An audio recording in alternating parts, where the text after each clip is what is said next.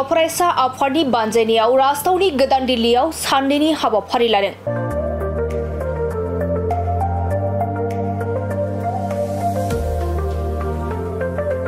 दुलाराय बर' फरायसा आफादा बिटिआर गोजोन गोरोबथानि गासै दफाफोरखौ मावफुंनांगौनि थाखाय 20 आरो 21 नभेम्बर थांनाय सान एबा मैया आरो दिनै बे साननैनि हाबाफारिखौ लादों।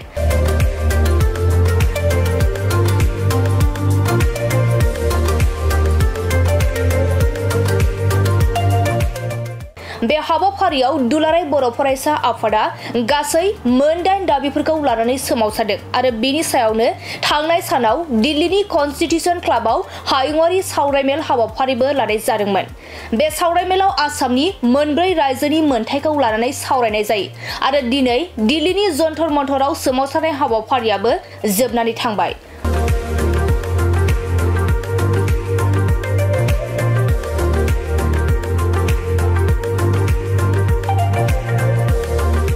मख'नो गोनांदि दुलाराय बर' फरायसा आफादा गासै मोन 8 दाबिफोरखौ लानानै सोमावसारदों। बेफोर दाबिफोरा जाबाय संसदनि गोजां बोथोर पार्लियामेन्टआव 125 एमेन्डमेन्ट आरो आर्टिकल 280 खौ थाबैनो मावफुंनांगौ। कार्बि आंलं आरो डिमा हासाव जिल्लायाव थाग्रा बर'फोरनो एसटी हिल्स होनांगौ।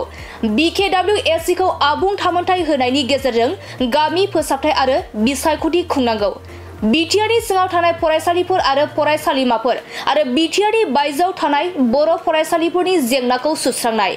सनितपुर आरो बिश्वनाथ जिल्लाफोरजों लोगोसे बिटिआरनि खोला बाहागोनि गामिफोरखौ सोफादेरनाय। अरन मोनथाय आयेन 2006 नि राहाफोरनि सिङाव थागिबिफोरनो हा मोनथाय होनाय। बिटिआर दाथायनि सानज'थाय जौगाथायनि थाखाय 1500 कौटि रांनि जुनिया जौगाथाय पेकेजखौ थाबैनो रिलिज खालामनांगौ। बारग' एनडिएबिफोरखौ जोबथेसालिनिफ्राय उदां खालामनाय आरो बारग' एनडिएबिफोरनि केसफोरखौ फोजोबनाय। दुलाराय बर' फरायसा आफाद UBPO आरो एक्स एनडिएबि वेलफेयार एस'सिएशन मोनथाम आफादा जथायै दिनै बेयाव आन्दोलन खालामो। भारतनि राजथावनि गोदान दिल्ली जन्तर मन्तराव खोथाया मोनसेल'मोन जे 2020 सनाव जानाय जि बर' गोजोन गोरोबथा बिनि मोनफ्रोमबो दफाखौ आखरे आखरे मावफुंनाय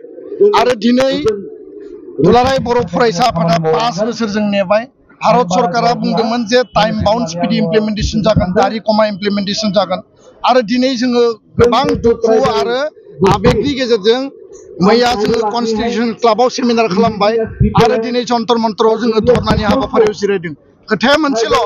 जे 125 एमेन्डमेन्टनि गेजेरजों आर्टिकल 280 खौ एमेन्डमेन्ट खालामनानै BTC, BTR आरो आसाम, मेघालय, मिजोराम, त्रिपुरा 10टा माने जि 6 शेड्यूल दं मोनब्रै स्टेटआव बेनो मोर फाइनेन्शियल अटोनमी होनांगौ, एडमिनिस्ट्रेटिभ पावार बारायनांगौ आरो जायनि गेजेरजों भारत सरकारनिफ्राय डाइरेक्ट फाइनेन्स थांगोन आरो बे डाइरेक्ट फाइनेन्सनि गेजेरजों जाहाथे आसामनि फाइनेन्स आरो सेन्ट्रेलनि फाइनेन्स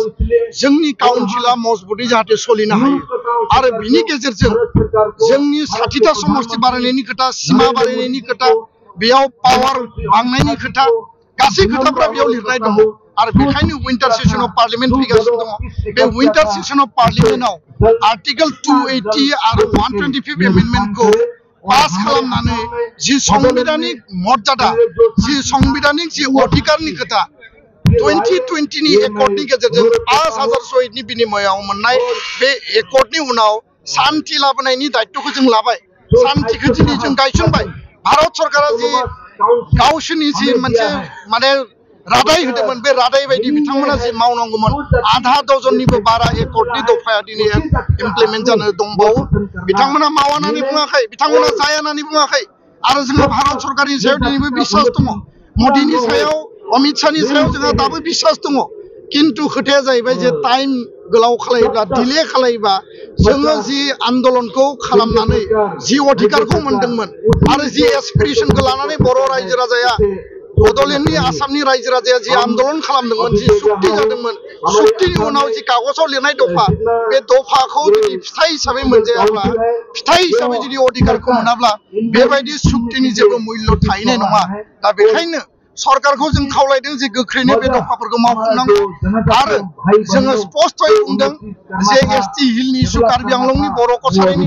आरो बर' कछारि काउन्सिलखौ पुर्णांग मर्यादा होनांगौ बिनि उनाव एनडिपिनि केस उइथड्र खालामनांगौनि जि खोथा दङ 1500 कौटिनि गेजेरजों central university NIT sports university नेरिम्स हटेल एन्ड मेनेजमेन्ट इनस्टिट्यूट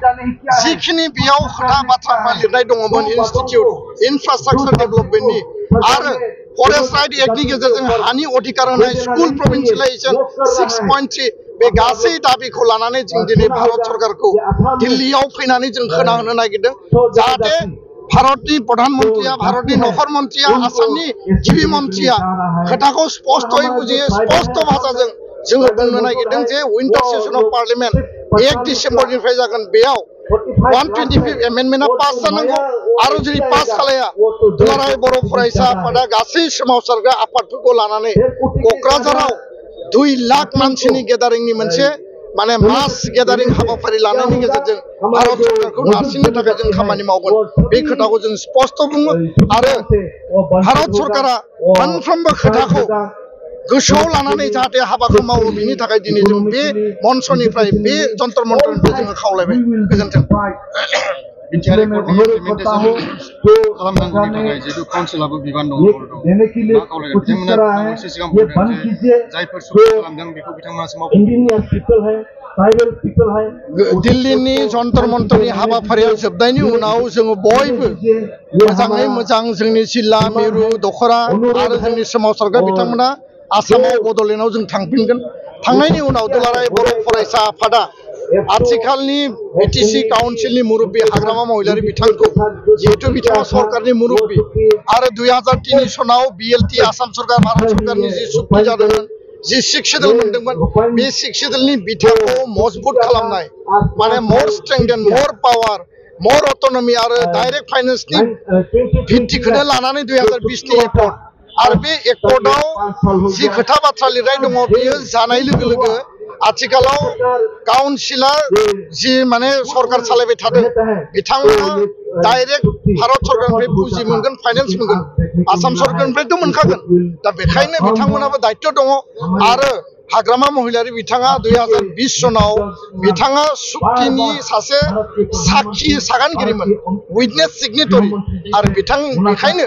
दुलाराय बर' फरायसा आफादा दिल्लीनिफ्राय थांनायनि उनावनो हाग्रामा महिलारि बिथांजों सावरायनायनि थाखाय जों हाबाफारि लागोन आरो बिथांखौ लोगो हमनानै काउन्सिल सरकारनिफ्राय सुक्ति इमप्लिमेन्टेसननि थाखाय जोङो मदद बिगोन सुक्तिनि मावनांगौ दायित्वआ भारत सरकार आसाम सरकार सुक्ति इमप्लिमेन्टेसननि मेन